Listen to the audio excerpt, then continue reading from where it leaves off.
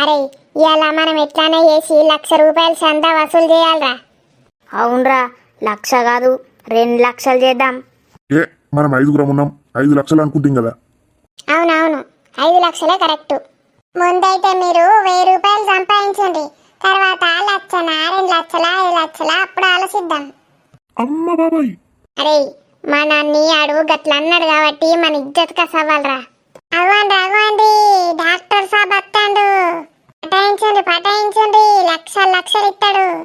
అవునరా doctor సాబే. Doctor సాబ్ ఓ ఏంది, ఏమైంది? డాక్టర్ సాబు గది మేము వినాయక చంద జమ చేయనీకి వచ్చినాం. మీరు 1,00,000 రూపాయలు ఇస్తే మంచిగుంటది. అరే నువ్వు రాసుకోరా, ముందట పేరుకు కొంచెం ప్లేస్ ఇడిచిపెట్టి బ్రాకెట్ల డాక్టర్ సాబ్ అని రాయు.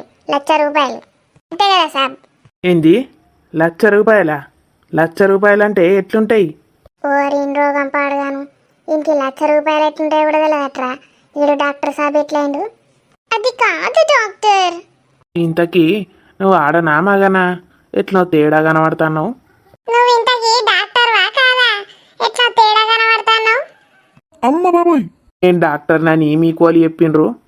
రే మెడలా స్టెటస్కోప్ ఏంది, నెత్తి కదేం చుట్టుకున్నావు? వైట్ షర్ట్ వేసుకున్నావు కదా, డాక్టర్ అన్నట్టే. నేను రోజుకో కేశం వేసుకొని గడ కూర్చొని అడుక్కుంటా. నేను అడుక్కునేటోన్ని. నాకు ముందే తెలుసు. రేయ్, ఫస్ట్ చెప్పింది ఈడే కదరా. అవురా, ఇవాళ రేపు అడుక్కునేటోళ్ళే లక్షలు సంపాదిస్తాడట. వాళ్ళే నయం. అరే మంచో చెడ్డనో మేము నిన్ను డాక్టర్ సాబ్ అనుకున్నాం. నువ్వు మంచిగా డాక్టర్ సాబ్ స్థాయికి ఎదగాలంటే మా వినాయకునికి చందాయి. ఇప్పుడే అడిగితే ఎట్లిస్తారు చెప్పుండ్రి? పొద్దున్నే మోపోయినరు. అరే ఇదైతే ఎంతో కొంత ఇచ్చేటట్టే ఉన్నారా. అడుగు. మరి ప్రొద్దున కాకపోతే ఎప్పుడు అడగమంటావు? గిడ కుర్చీలలో కూర్చొని వెయిట్ చేయండి, సాయంత్రం ఇస్తా. అరే మనం వెయిట్ చేద్దాం రా మామ. అవురా వెయిట్ చేద్దాం. డన్. మరి ఎంత రాసుకోమంటావు చెప్పు. అరే రాసుకోరావు 10,000. 10,000? మరి ఎంత ఇస్తావు చెప్పరాదే. 5,000 రాసుకోమంటావా? 5 రూపాయలు రాసుకోండి. ఏంద్రా నువ్వు ఇచ్చే 5 కొత్తల కోసం ఇక్కడ కుర్చీలలో కూర్చొని సాయంత్రం దాకా ఏటీఎం అంటరా? సాయంత్రం అంటే 7 కొట్టంగా డ్యూటీ దిగుతా. డ్యూటీలు ఉన్నప్పుడు ఎవరు నన్ను వచ్చి డిస్టర్బ్ చేయొద్దు. అరే అంగబెట్టి గుద్దుంటురా అన్ని. మీరు కూడా నా లెక్కనే ఆడుకుంటాన్రు. నీకు నాకు ఏంది తేడా?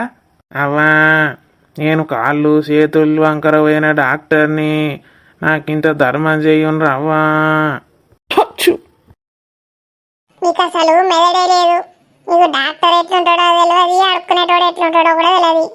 అరే ఫస్ట్ ఈ పొట్టిన కొడుకుంటానురా. ఈడే కదరా డాక్టర్ వస్తాడని మనకు చెప్పింది. అవునరా ఈడే చెప్పిండు. ఈ మాటలు అస్సలు వినద్దు మనం.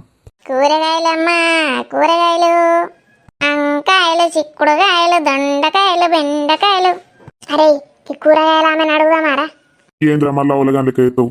కూరగాయలు అమ్మేటోళ్ళు, పండ్లు అమ్మేటోళ్ళు ఇస్తారేమన్నా సందాలు? పెద్ద పెద్దోళ్ళను పట్టాలి. అరే కాదురా, చూడుండ్రి కూరగాయల ఆమె మెడలో చూడుండ్రి కింట తోటి బంగారు నెక్లెస్ వేసింది. అవురా, నువ్వు మస్తు గమనించినావు. ఓ కూరగాయలమ్మా, అత్తన్నా అయ్యో దించుండ్రి బుట్ట దించుండ్రి. ఓ లవ్వో బరువైతుందో లవ్వో. అవ్వో బాగానే బరువు మోసుకొస్తాను కదా. ఇక చెప్పుండ్రి మీకేం కావాలి? నా దగ్గర వంకాయలున్నాయి, బెండకాయలున్నాయి, కాకరకాయలున్నాయి, చిక్కుడుకాయలున్నాయి. నీకేం కావాలంటే అది ఇస్తా, ఎన్ని కిలోలు అన్ని ఇస్తా. నాకేమద్దు గాని సందా ఇయ్యు. ఏంది సందా? వినాయకునికి సందా అడగడానికి వచ్చినాం. సందా ఇయ్యు. సందా ఇయ్యమంటారా నా కొడుకుల్లారా? సందా అంటే నీకు గిట్ట తెలియదేంది? ఇగో ఈ పుస్తకంలో రాత్తాం నీ పేరు, అక్కకు నువ్వు ఎన్ని పైసలు ఇచ్చినామో రాత్తాం. రాసుకుంటే నాకేమత్తది నీ తోక కాదు, నీకు పుణ్యం వస్తుంది. వినాయకుడిని కొంటాం, నువ్వు వచ్చి రోజు పూజ చేయొచ్చు. నేను పూజ చేయడానికి ఇంకా నీ కాడికి రావన్నా? నాకు లేదా నా ఇంట్లో వినాయకుడు? నువ్వు బాగానే పెద్ద వినాయకుడిని పెడతానవా? నా చిన్న మనవడు మట్టితోటి ఎత్తాడు, దాన్ని మేము మొక్కుతాం. సరే చెప్పుండి ఏం కూరగాయలు కావన్నో. కూరగాయలు అదేమద్దు, చందా అయ్యి రాసుకుంటాం. నీ మోకాల అంగడవాను సందా రాసుకుంటారు.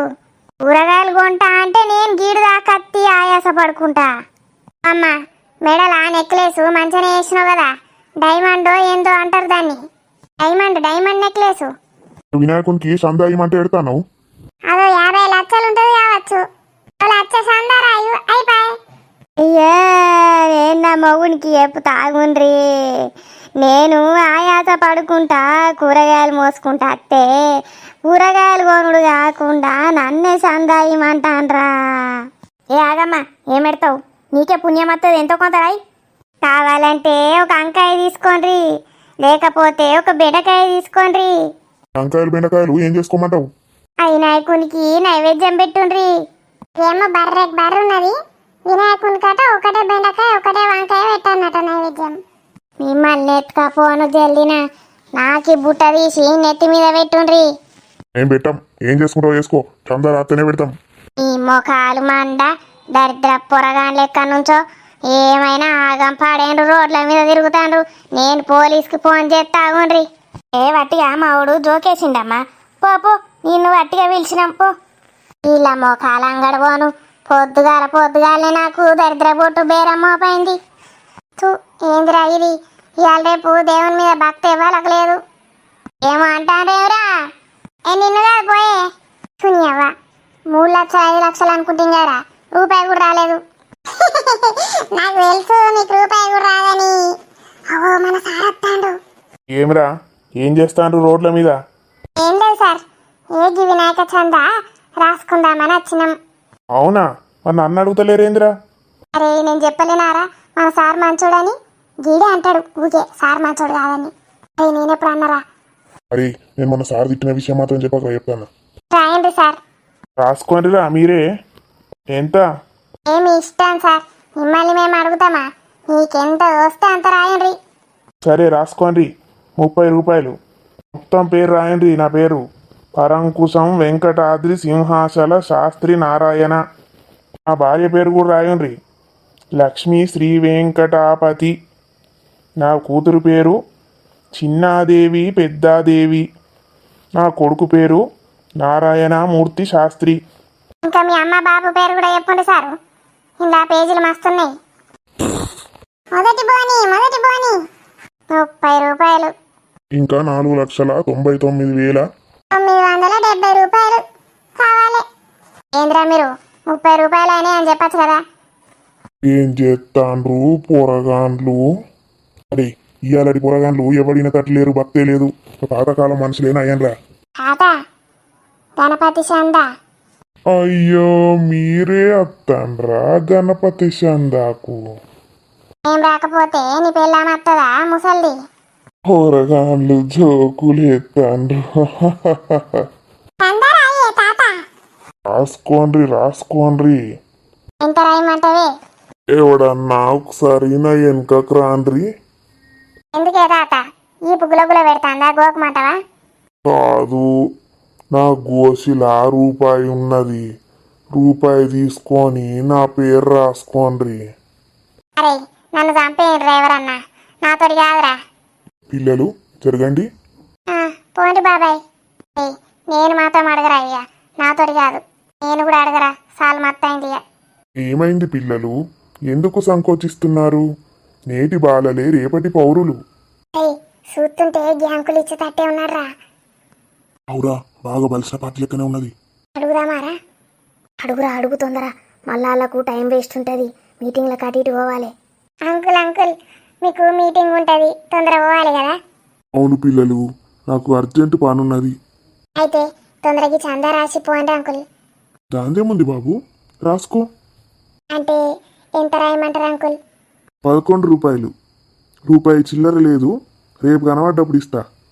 అరే ఉన్నాయిరా మీ దగ్గర, ఎవరి దగ్గర నన్న చిల్లరా? జీవితం తండ్రి మమ్మల్ని క్షమించు. మస్తు చందా వసూలు చేసి పెద్ద విగ్రహం తెద్దామనుకున్నాం, కానీ ఇదే సాధ్యమైంది మాకు. ఎక్కడున్నావు నువ్వు, కనబడతలేవు.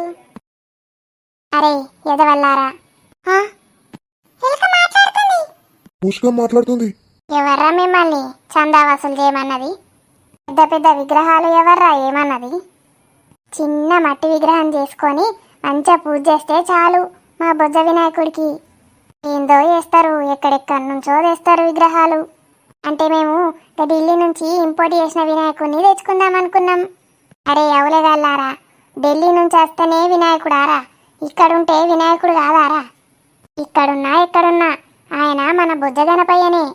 అక్కడెక్కడి నుంచో తెచ్చి ట్రాన్స్పోర్ట్లా అక్కడ ఇక్కడ ఇరగొడతారా? మళ్ళీ అందరు తిడతారని చెప్పి అతక పెట్టి కవర్ చేస్తారు. గిదేనారా మీ భక్తి? తప్పైంది స్వామి, ఇప్పటి నుంచి మేము అట్లా చెయ్యం. మంచిగా మట్టితోటి చేసిన బుద్ధ గణపయ్యనే చేసుకుంటాం. స్వయంగా మా చేతులతో మేము చేసుకొని పూజిస్తాము. తప్పులు క్షమించు గణపయ్య. సరే చెప్తా తీయండి నేను వేరే వాళ్ళారా.